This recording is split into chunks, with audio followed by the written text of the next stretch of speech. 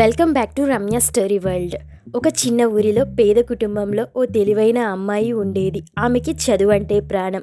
రోజు స్కూల్కి వెళ్ళినా ఫీజు కట్టలేదని టీచర్ మాటలు ఆమె మనసును గాయపరుస్తాయి. ఒకరోజు స్కూల్ నుంచి ఇంటికి వచ్చి అమ్మ ఒడిలో తలపెట్టి ఏడుస్తుంది.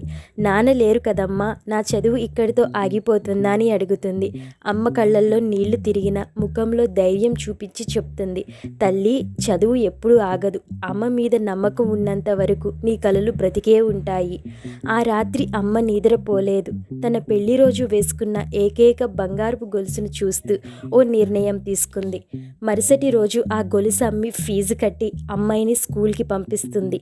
సంవత్సరాలు గడిచాయి. అదే అమ్మాయి పెద్ద చదువులు పూర్తి చేసి స్టేజ్ మీద నిలబడి చెప్తుంది, ఈ విజయం నా కష్టం వల్ల కాదు, నా అమ్మ నమ్మకం వల్ల. తల్లిదండ్రుల నమ్మకం ఉంటే పేదరికం కూడా ఓడిపోతుంది. మీలో ఎవరైనా ఇలాంటి సిచ్యువేషన్ ఫేస్ చేస్తే కామెంట్ చేయండి. వీడియో నచ్చితే లైక్ చేయండి, సబ్స్క్రైబ్ చేయండి.